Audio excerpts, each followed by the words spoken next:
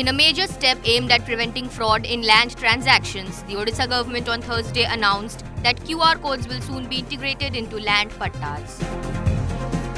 Revenue Minister Suresh Pujari shared that the move is designed to ensure transparency and eliminate cheating in the buying and selling of plots. According to the minister, the new land pattas will be introduced jointly by the central and state governments. These upgraded documents will feature an electronic QR code containing complete details of the land, including ownership records and other relevant information.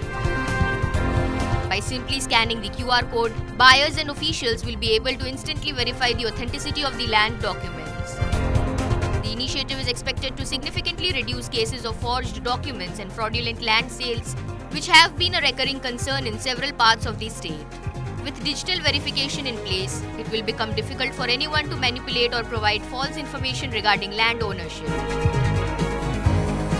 Minister Pujari further clarified that if any attempt at fraud is detected, the system will automatically alert the concerned Tehsildar and Revenue Inspector, enabling prompt action.